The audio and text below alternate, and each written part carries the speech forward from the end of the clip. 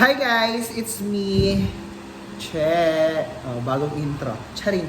So for today's video, hindi ako nakapag-vlog kanina sa kanilang food fair kasi tayo ay sobrang busy. Oo, opo.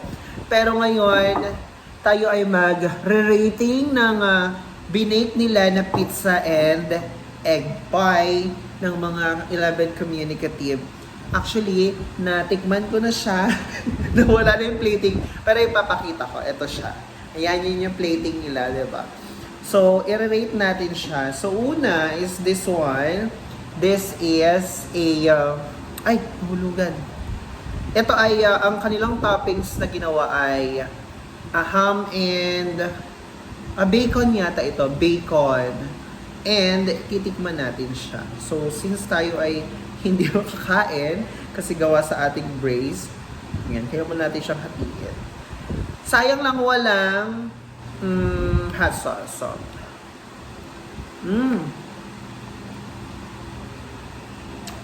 dahil wala tayong lunch, hindi na tayo nakain ng lunch kanina. It's giving me 9.7. Ang sarap ng bacon. Tapos, ang sarap ng pagkakagawa ng crust. Hindi siya, di ba may mga pizza na, inisip ano, may mga pizza kasi na ang kakapal. Tapos, hindi mo malalasahan yung dough or yung crust. Pero ito, it's given. It's given. Chop.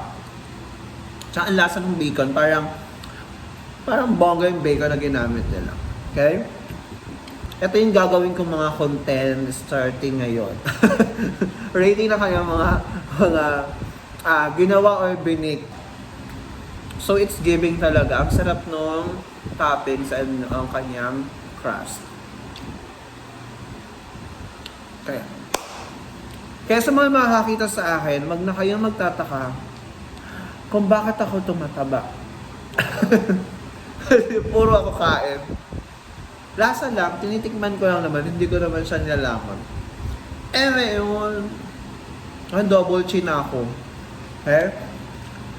Alam niyo kung bakit ako naglalaman ngayon. Kasi na-stress ako. Stress talaga malala. Kaya ikakain lang natin ba. Okay? Ang next natin ay yung tayo favorite. Nabawasan ko na siya kanina, kaya ganito na lang siya. Ayan. This is my favorite sa Angel's Pizza. May piyok pa siya. Ang creamy spinach. So, titikman na natin siya. Titikman na natin siya, guys. And, i-rate natin siya. Actually, this is a creamy. Hindi siya masyadong creamy. Medyo dry. Kasi, ang ginamit nila is yung Eden na cheese.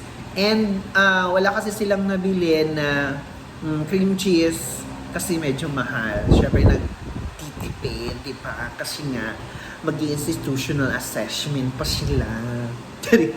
Sinapian ni Rupa. Okay, taste na lang. Hop.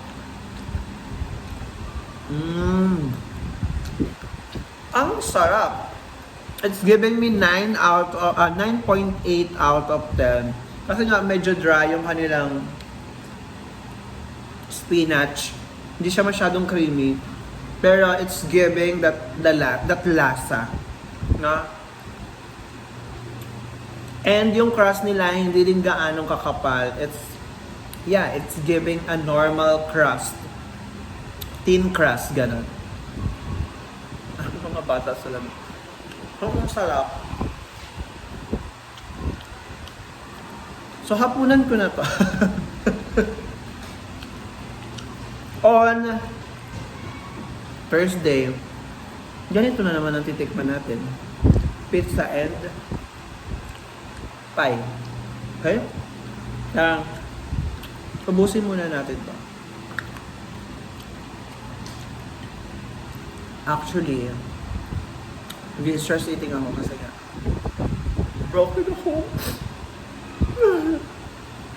Kasi nga wala na ang Brightwin. Lubog na yung bar ko. Hi, kaway-kaway sa mga Brightwin fan. Kasi nga ito na yung chismis. Ito na guys. Si Bright ay umamin na they are dating with Nene. Kagabi pa ako nag-iiyak. Pero wala man tayong magagawa. So let's accept the fact na hindi talaga sila ay para sa isa't isa.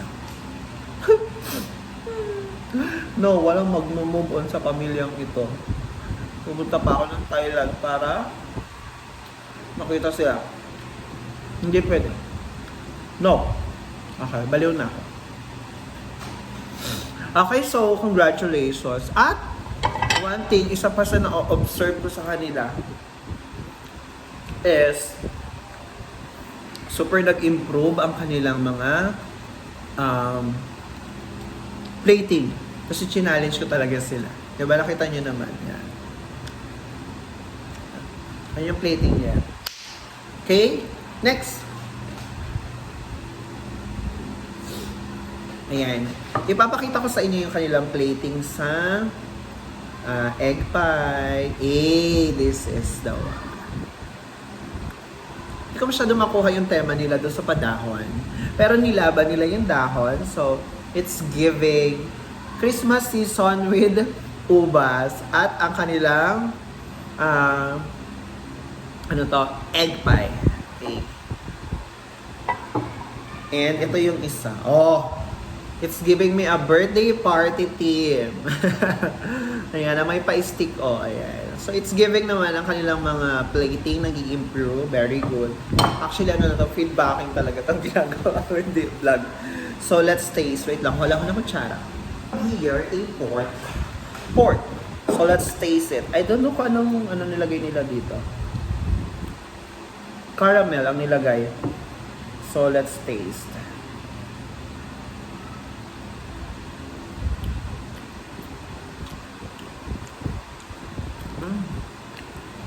It's giving. Tama yung lambot ng kanilang egg and yung crust. Akala kasi nila sunog na sa ibabaw kasi sabi ko kanina, sir, sunog na po yung sunog na po yung pie. Sabi ko, hindi pa yan, ang loob niyan kasi mahirap maluto. Pero it's giving, sarap. Hindi siya lasang itlog. Kasi may mga pie na naglalasang itlog kasi nga hindi maganda yung pagkaka-mix. Wow, kala mo naman. Ano yun? Professional yun. Chef yun.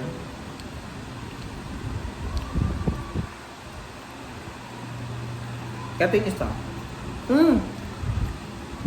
It's giving. Kanino to? Kay Nabikta. Mas masarap yung pagkakano ng egg. Ay, ito yung nag-foam ang egg white. Pero okay lang din. Pare-pare sa kanilang crust. Naku na. It's giving me 9.9 out of 10. Yung isa ay 9.7. Ang sarap nito.